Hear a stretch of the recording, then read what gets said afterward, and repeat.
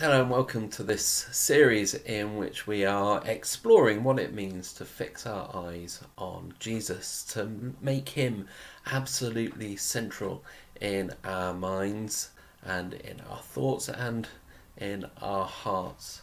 To do this, what we're doing is we're looking at this book, this old book, The True Christian's Love to the Unseen Christ by Thomas Vincent. And we're going to start our journey today by looking through just the first few pages. Vincent begins in the book of Revelation, more specifically in the letter to the church of Laodicea in Revelation chapter 3. This Laodicea, remember, is the church to which Jesus speaks these words. Jesus says, "I know your deeds, that you are neither cold nor hot. I wish you were either one or the other. So, because you are lukewarm, neither hot nor cold, I am about to spit you out of my mouth." And Vincent looks around and he looks at the time that he is writing in, and he says, well, this is where we are at this time. And he's writing, of course, 350 years ago. As he looks around, he sees that there is this decay of love for Christ in the church and more broadly in the land. I wonder what he would have made of our time today if that's what he's concluding at that stage then. But he's not content to leave things there. His intention, his hope through his book is that it will enkindle and blow up the spark of love for Christ, which seems ready to expire. And so he says he's going to speak plainly in this book, so that if he as author has less of your praise, so that his Lord may have more of your love, his great end is attained. That's what he longs for. And so he sets out on what he calls a practical discourse, and all of his aim through everything that he's doing is to help his reader, his listeners, become more awakened to love for Jesus. And with that said, he begins by turning to his central verse, the key passage really for which the whole book is built around, which is 1 Peter 1 verse 8. You love him, though you have not seen him. You love him, though you have not seen him. He begins by making a very simple point, really, and that's, well, faith needs love. Faith needs love. Faith and love cannot be separated one from the other. They are inextricably linked. You can't have faith without love. Faith without love for Christ is dead. As he points out, well, without love, we may have the form of godliness. We may appear to the whole world to look like Christians on the outside. We may have the form of godliness, but without love, we don't have the power of godliness. Because what God wants most, what longs for, is our hearts. If God has our hearts, if God has our love, all of our desires will be after him. Our hopes, our expectations will be after him. If God has our hearts, we will be offended by what God is offended by, namely sin. In other words, our will, our desire, our thoughts, our being will be in line with what God longs for.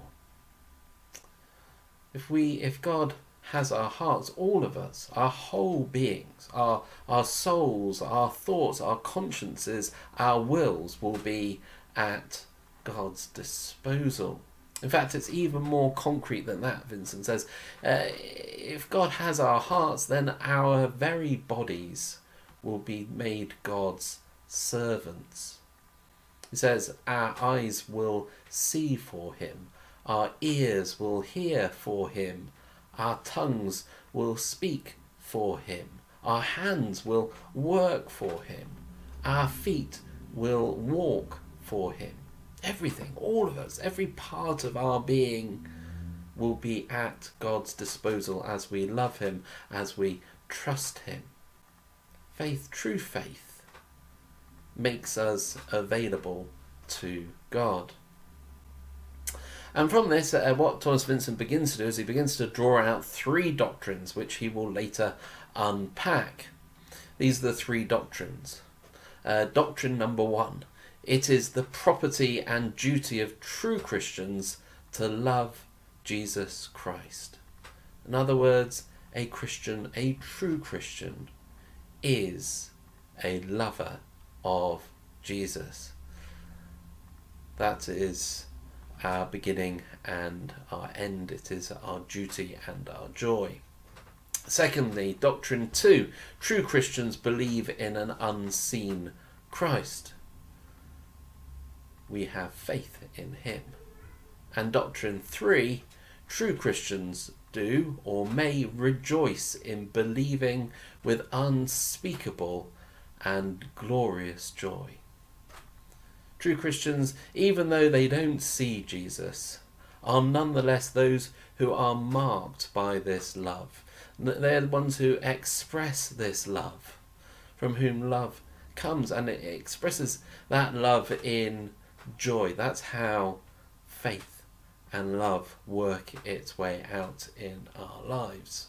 Well, we'll get a bit deeper into each one of those things a bit more as we go on.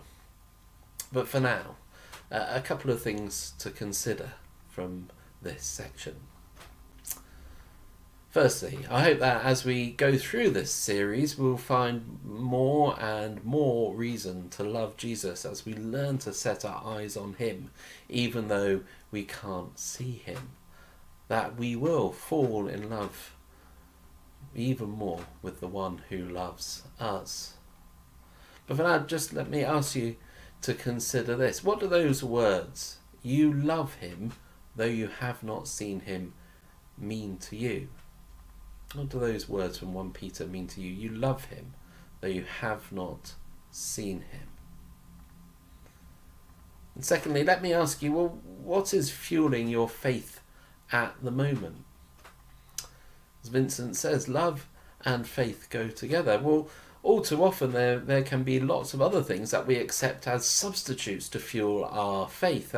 Fear can seemingly fuel our faith. Ritual can apparently fuel our faith. Anger, maybe even righteous anger, can sometimes for a time fuel our faith. Even the idea of being right can fuel our faith. All of those things can be substitutes that we try to use to power our faith.